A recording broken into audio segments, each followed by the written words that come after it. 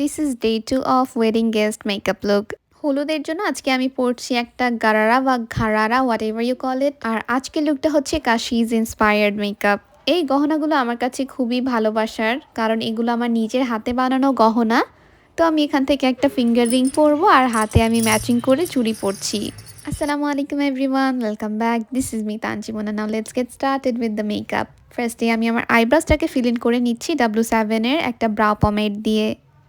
Concealer দিয়ে আমি আমার আইব্রাউজটাকে ভালো মতন কার্ভ আউট করে নিয়েছি। এরপর এটাকে আমি ব্লেন্ড করে দিচ্ছি। ফেস মেকআপ করার আগে আমি কিন্তু ভালো মতন সেরাম, ময়শ্চারাইজার সব কিছু অ্যাপ্লাই করে নিয়েছি। প্রাইমার এখানে আমি ইউজ করছি টাচিং সোলের। এটা আমার বেশ পছন্দের একটা প্রাইমার, বাট দেখো শীতের কারণে এখন স্কিনে ঠিকমতো বসছেও না। আমি এই দুটো শেড একসাথে মিক্স করে আমার ফেসটাকে ভালো মতন কালার কারেক্ট করে নিচ্ছি। অন্যান্য কনসিলারের তুলনায় বিউটি গ্লেজের এই পট কনসিলারের কাভারেজটা কিন্তু একটু কম। ব্রাশ দিয়ে ব্লেন্ড করার পর আমি একটা স্পঞ্জ দিয়ে ভালো মতন সব কিছু ব্লেন্ড করে দিচ্ছি। ফাউন্ডেশনের জন্য এখানে আমি নিয়েছি হুদা বিউটির আমারেটি শেড, অ্যাবসলিউট নিউ ইয়র্কের আমি ন্যাচারাল শেডটা এটার সাথে মিক্স করেছি। এরপর যেহেতু এটা একটা হলুদের মেকআপ, একটু গ্লোই বেস দেখতে ভালো লাগবে, তাই এলফের হ্যালো গ্লো এই ফাউন্ডেশনটাও আমি আমার হাই পয়েন্টসে অ্যাপ্লাই করেছি। এবার আমি ফাউন্ডেশনটাকে ভালো মতন ব্লেন্ড করে নিচ্ছি। কনসিলার ইউজ করছি আমি টেকনিকের বানানা লাইট। এটা বেশ লাইট একটা কনসিলার, আর যেহেতু রাতের মেকআপ আমি খুবই হাইলাইটিং একটা মেকআপ চাচ্ছিলাম।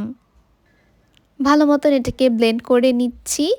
আর আমার বেস মেকআপটাকে ভালো মতন সেট করার জন্য আমি লুজ পাউডার হিসেবে কোটি ইয়ারস্পান এই লুজ পাউডারটা ইউজ করছি।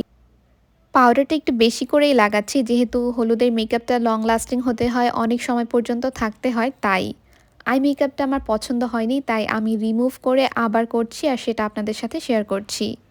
আমি আই বেসটা শুধু ওপরে অ্যাপ্লাই করলাম, লিডে অ্যাপ্লাই করিনি, কারণ লিডে আমি একটা ক্রেয়ন আই শ্যাডো ইউজ করছি। যেহেতু একটা খুবই অরেঞ্জিশ শেড লাগিয়েছে, সে একটা পিগমেন্ট ইউজ করেছে, আমার কাছে পিগমেন্ট নেই। সো এটাকে আমি কিভাবে রিক্রিয়েট করতে পারি এর জন্য আমি ক্রেয়নটা দিলাম। এরপরে ওটার উপরে শিমার দিয়েছি। এবার একটা অরেঞ্জ শেড দিয়ে আমার ক্রিজে ব্লেন্ড করে দিচ্ছি।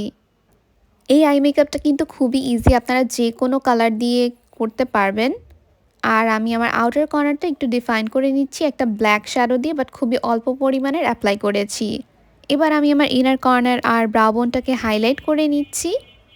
যেহেতু আমি আমার আই মেকআপটা রিমুভ করেছি, তাই আইব্রাউটা একটু খারাপ হয়ে গিয়েছে, তাই আমি ফিক্স করে নিচ্ছি।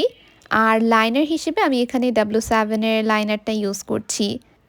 সামনের দিকে একটু টানা টানা একটা লুক ছিল, তাই আমি আজকে সেভাবেই আইলাইনারটাকে অ্যাপ্লাই করেছি। জাস্ট আইলাইনারের উইংটা একটু স্মাচ করা ছিল একটা ব্ল্যাক আই শ্যাডো দিয়ে, আমিও সেভাবেই একটু করে নিচ্ছি। এটা হচ্ছে গরিবের কাশিজ ইন্সপায়ার্ড মেকআপ। এটাকে আসল কাশিজের মেকআপের সাথে তুলনা করতে যাবেন না, তাহলে আপনি খুব ডিসঅ্যাপয়েন্টেড হবেন। Anyway, moving on to my lower ল্যাশ লাইন। এখানে আমি ফার্স্টে একটা অরেঞ্জ শেড অ্যাপ্লাই করেছি, এরপর আই ম্যাজিকের হোয়াইট জেল লাইনার অ্যাপ্লাই করেছি। This is the best one in this price range.